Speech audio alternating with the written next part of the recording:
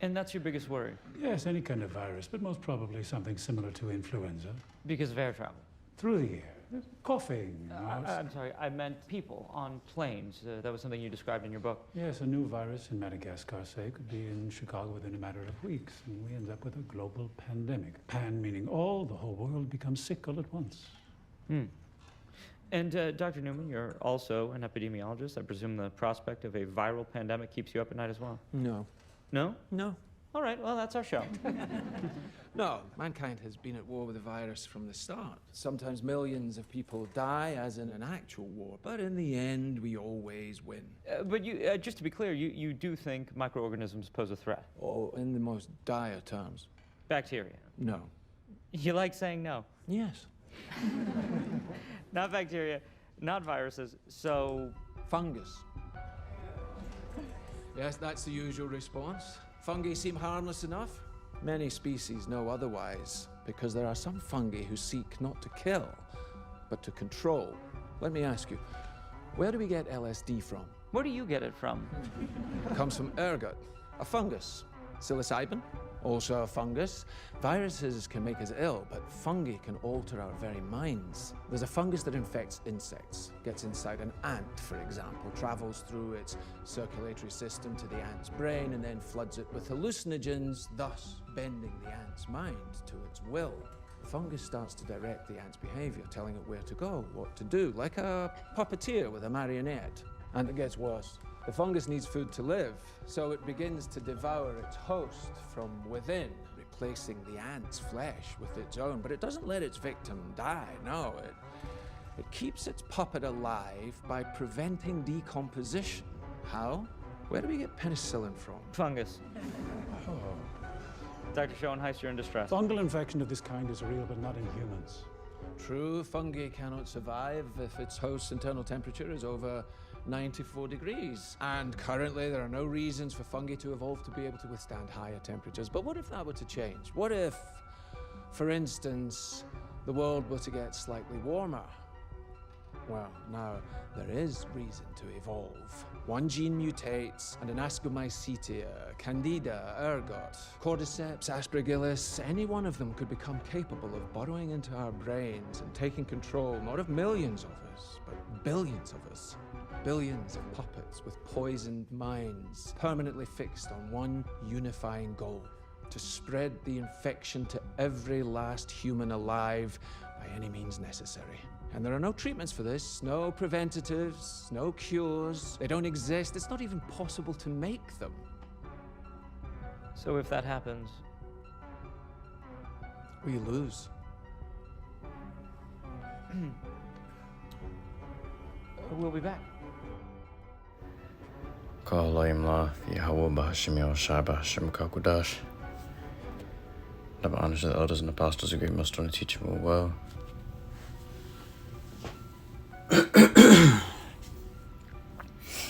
Peace and salutations be told for the elect.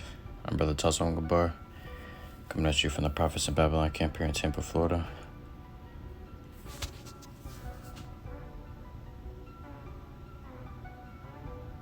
Alright. It's going to be a quick hit lesson going into this fungal virus going around, so called.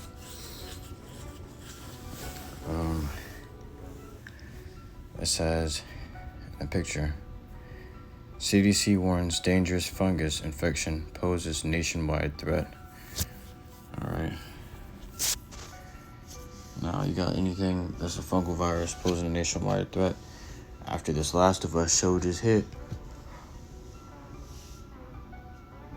It's kind of lining up too perfectly, man. You know? It says, Candida auris is a dangerous and sometimes lethal drug-resistant fungus infection that is spreading across southern Nevada. Okay? So if it's drug-resistant, that means Babylon's drugs can do no good against it. You know? It says the CDC just warned that the fungus also poses a threat nationwide. NBC News Miguel Almaguer shares more. Alright, so if it's a nationwide threat, it's starting to look like that show The Last of Us, you know, where that fungus virus spread very fast across the nation and then across the world. And the whole world was fucked up, man. That's why, hence you get the name The Last of Us, because it was the last of the people who didn't get affected. The remnant, I should say. You have here, it says, the autobiography for Candida Auris says Candida Auris is a species of fungus that grows as yeast. It is one of the few species of the genus Candida which cause candidiasis in humans. Often candidiasis is acquired in hospitals by patients with weakened immune systems. All right.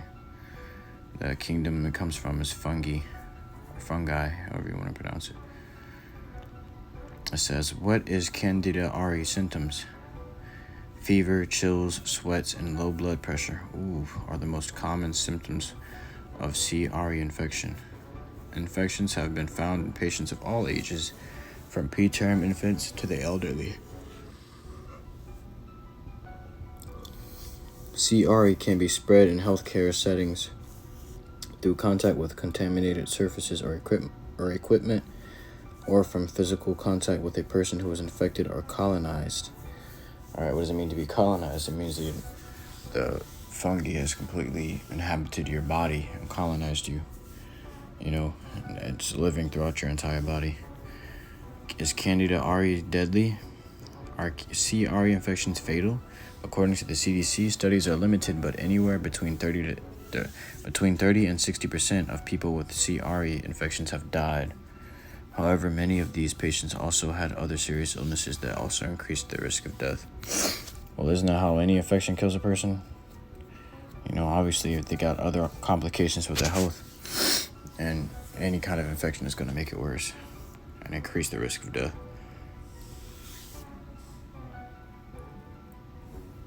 It says, what does Candida auris do to the body? C. auris has caused bloodstream infections, wound infections, and ear infections. It also has been isolated from respiratory and urine specimens, but it is unclear if it causes infection in the lungs or bladder.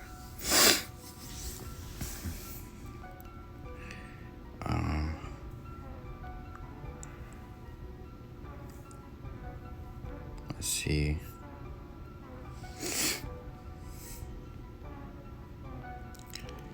How does Candida spread? It says,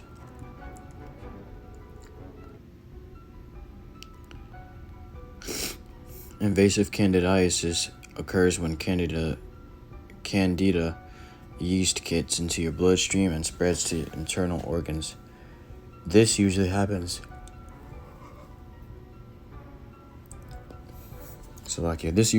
when a medical device is being inserted into your skin or gastrointestinal tract. Examples include a catheter draining fluid from your body or an IV that delivers nutrition or medication.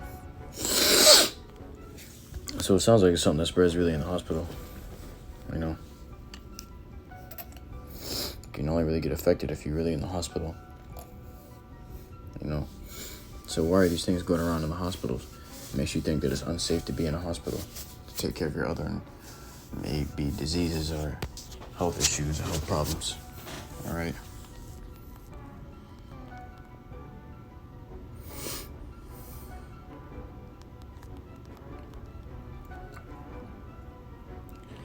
This is the book of 2nd Ezra chapter 15 and verse 49. I will send plagues upon thee, widowhood, poverty, famine, sword, and pestilence, to waste thy houses with destruction and death. Alright, now this is going for Asia, but really for the whole world. The Lord is angry and upset with the entire world. You ain't safe from that, man. In the book of Ezekiel, chapter 17, verse 15, the sword is without, and the pestilence and the famine within. He that is in the field shall die with the sword, and he that is in the city, famine and pestilence shall devour him. So pestilence and famine, which is like sicknesses, infections, and starvation, is going to devour those that are in the city.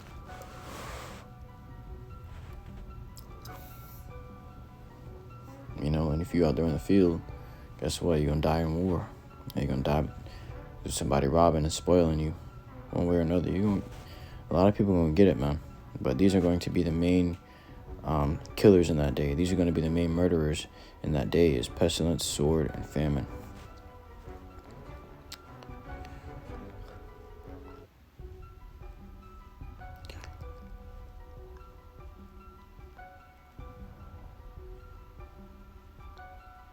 Jeremiah 21:6, and I will smite the inhabitants of the city, both man and beast. They shall die of a great pestilence. So the Lord uses pestilence to take out a city, to take out a nation, and to even cause punishment, to give punishment to nations, man. You know, when the Lord's punishing a nation, He gives godly ass whoopings. It's not just one person getting punished for it; it's the entire nation. You know, many people suffering for it. Psalm 78:50, He made a way to His anger. He spared not their soul from death, but gave their life over to the pestilence. All right, so the Lord, you know, He makes a way to His anger through what? Pestilence. You know, pestilence is one of the Lord's swords, man.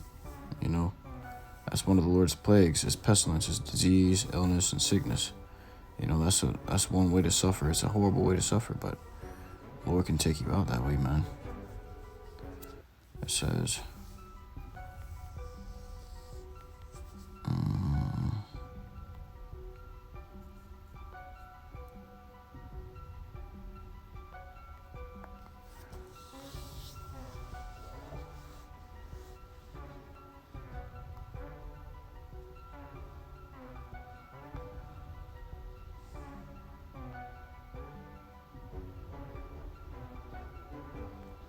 this is the book of Jeremiah, chapter 28, verse 8. The prophets that have been before me and before thee of old prophesied both against many countries and against great kingdoms of war and of evil and of pestilence. So have we not been warning about certain things like these, man? You know, this is a famine. This is a pestilence.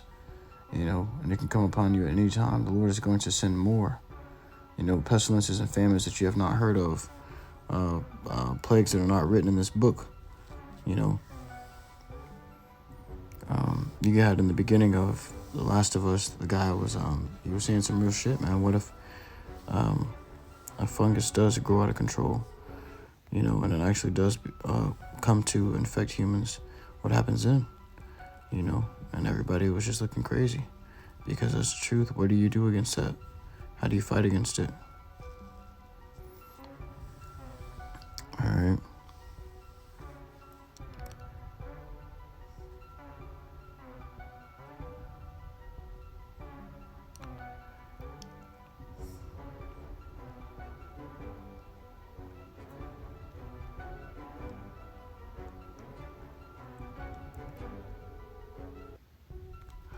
All right, this is the book of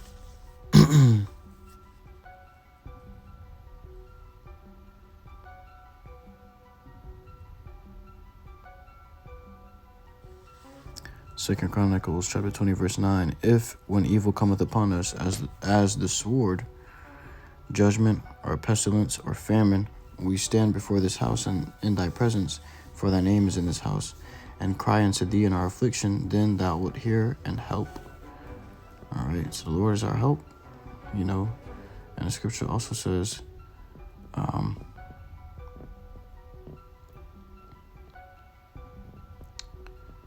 it says here in the book of